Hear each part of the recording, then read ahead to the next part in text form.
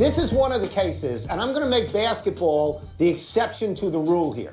Generally, I would say that, yes, there should be a regular season award. But in this case, they're going to play each other in the first round of the playoffs. Oklahoma City and Houston. I would hold all pari-mutuel tickets until we had an official ruling here, because you're going to see at the end of those 4 to 7, whatever is, you're going to see who the real MVP is. Can't wait for that. I would ask that people don't vote right now. PTI, that's a good show right there. Kornheiser wants to see voters wait. Stephen A., you concur?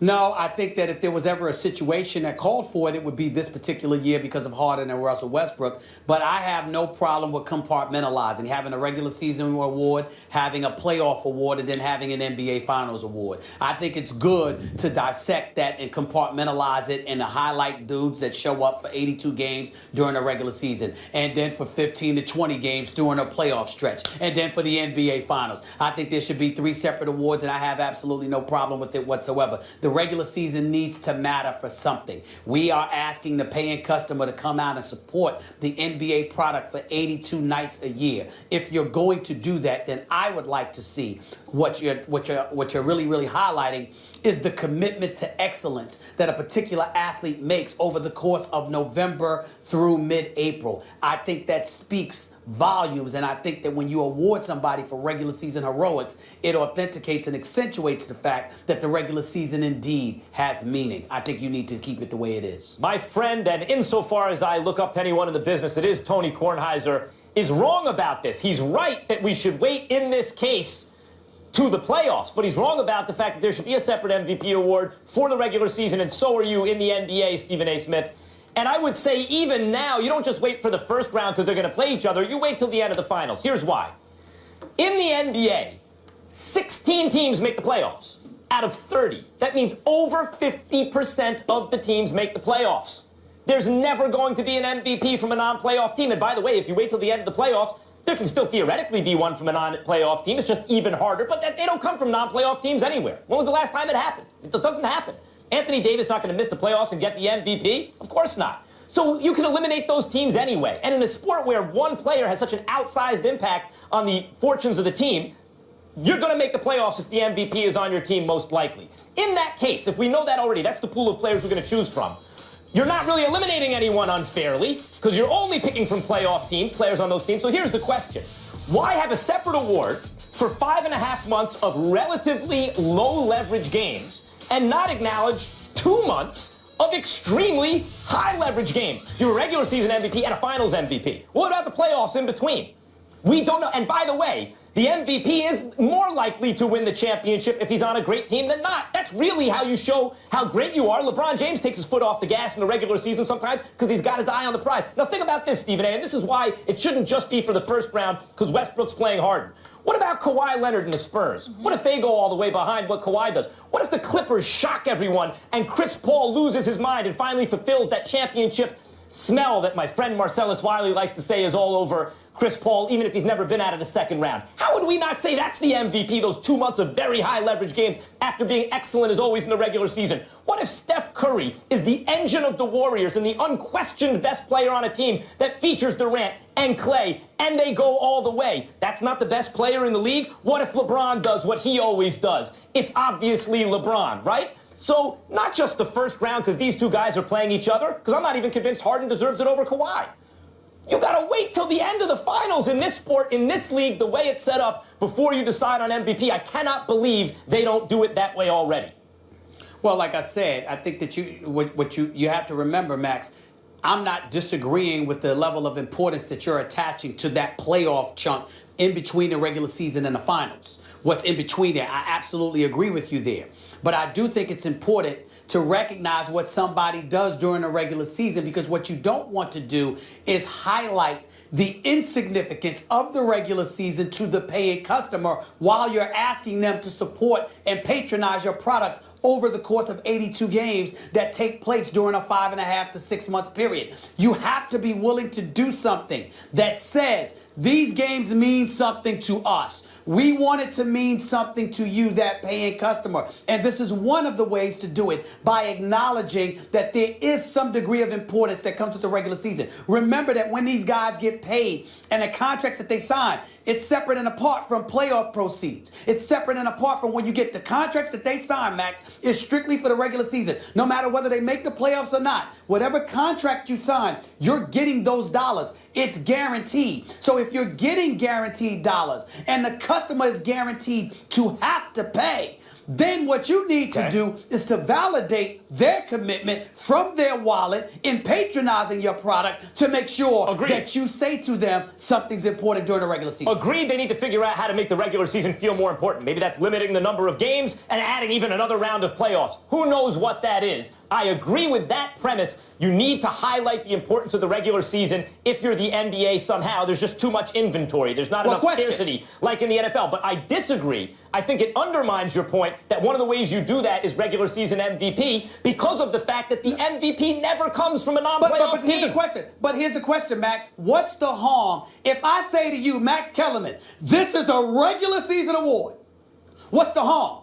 It's not like I'm hiding behind, I'm trying to disguise it as a postseason award. I'm making it very, very clear. This is strictly as it pertains to what happened from Halloween to the mid-April. In that case, as long as I make that case. What I'm saying, as long as I make that case, there's no harm there. In that case, I would say this. You need 3 awards. You need a regular season award. You need a regular season award. You need a playoff award, not just a finals award, maybe 4 awards. A finals award, you have all 3, and then you need an overall MVP. And that's the thing that I'm considering. Because you can divvy it up. This is the best player in the regular season. This is the best player in the playoffs. This is the best player in the finals. But that's not what we're all talking about. We're saying, who was the baddest dude in the league that year? And you don't know the answer to that until the end of the finals. If you want to have a regular season MVP, then you need like 4 awards. That's not true, and this is a bad example, and I'm certainly not trying to apply this to LeBron. But we all know that the baddest man on the planet right now is LeBron James. Yes. There is no question about that. But let's say LeBron didn't take off 6 games.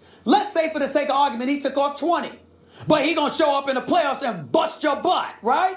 We know he's the baddest man on the planet, but he took off 20 games. So why would you do that? I'm saying to you that it's nothing wrong with a regular season, playoffs, and then NBA Finals, and leave it at that. You're for 4 awards. And then an overall MVP. I'm for 3. And then I'm for 4, an overall MVP. And my point is, that's what we're really talking about, the MVP. Gotta leave it there. All I know is that Russell Westbrook is this year's regular season MVP, and that is for sure. No chill on Wednesday. Let's keep it going. So some might call what happened last night an honor, others a publicity stunt. This is very similar to Tim Tebow with the Mets. You can also argue it's just for the hype, and whether he's deserving of the opportunity is debatable. Stephen A., I'll start with you on this one. What's the better publicity stunt? Tony Romo with the Mavs or Tim Tebow with the Mets?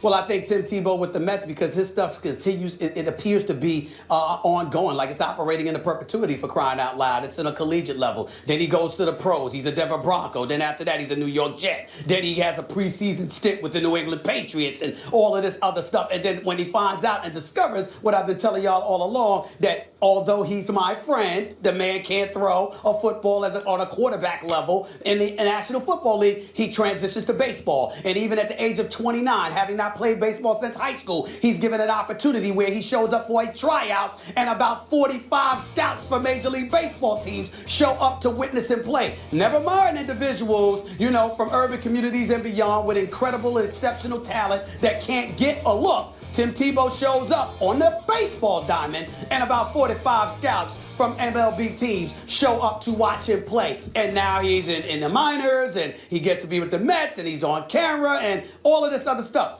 He, as a person, deserves it because he's wonderful. But there is no doubt that he has been afforded this opportunity, and as a result of it, it's definitely something that's been ongoing for a lengthy period of time. I don't think with Tony Romo it will last that long. Well, look, first of all, what's the better thing is Tebow. But what's the better publicity stunt?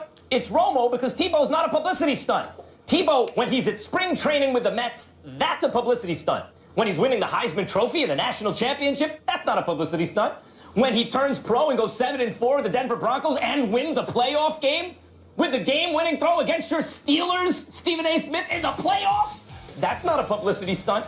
And when he goes to single A ball and homers in his first at-bat and has hit another home run since then, that's not a publicity stunt. That is on the merits. He's getting it done. Now, is his celebrity affording him more opportunity than most? Yes, of course. Of course it is. But he is making good on that opportunity. He is proving himself, at least that he's an interesting single A ball player. Not a publicity stunt. Spring training with the Mets, yes. Hitting home runs in the minor leagues, no. Now, granted, I'm solidifying my position as Tony Romo's Jeffrey Lord, but the better publicity stunt is Tony Romo because it succeeds on both levels of which we care about sports. Stephen A., you just gave a wonderful sermon to me. I didn't mean that in a derogatory way. You gave a lesson. No, come on. I do it when it's deserved. I don't do it when it's not deserved. I know, you give me I'm just plenty saying of I can deserved take it. opportunities to come at you. Hold on. Let me interrupt you. Yeah. Will Kane, you can come at me all day, every day, any day of the week. I happen to know that you're a very good guy. And even though we disagree, we going to still be boys at 12 noon. It's all right. We know that about each other. That's right. That's right. But you gave me this lesson about meritocracy. And sports is certainly about meritocracy. It's certainly about putting the best team on the field and seeing the best team win. And by the way, Tony Romo wins on that level. The undrafted free agent from Eastern Illinois to the quarterback of the Dallas Cowboys to the Ring of Honor and on the margins of the Hall of Fame number type careers. That is the better meritocratic story than Tim Tebow's.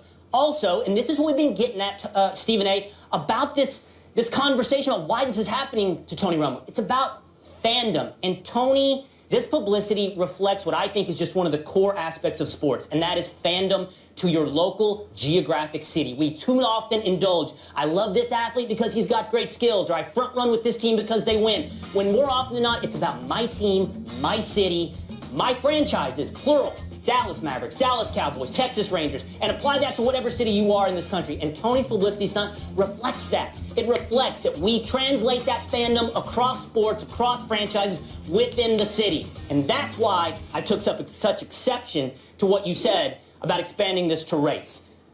Whether or not we can find other black athletes that have that same relationship with the city, I think we should continue to have that conversation because I would like to think more about that. Yeah, please do. I would ask you to think about that, and we can revisit that at another time. I will. I think my Gwynn point holds water, but I think we can find other black athletes that have deep relationships with us. White privilege exists. You think but the point is not to strip privilege from the privilege. The point is that everyone should be so privileged. But real quick, Steve, you think they're absent? There are not these black athletes that have these deep, lasting relationships with the city, like Tony Romo does with the city of Dallas? No, I'm not saying that. I'm saying that the overt celebratory atmosphere that exists around the Tony Romo scenario doesn't exist for black athletes who have similar resumes. That's what I'm claiming, and I actually could not have said it any better than Max just said in terms of white privilege. I have no problem with white privilege. I just don't think white folks are the only ones who should be privileged. Right, everyone should be so privileged. There should be others. Yes. Great conversation. Let's leave it on that note, Will. Thank you for being here. I just thought it was a nice moment for Tony. Appreciate you. It's hard not to root for Tony or Dak, for that matter. Coming up,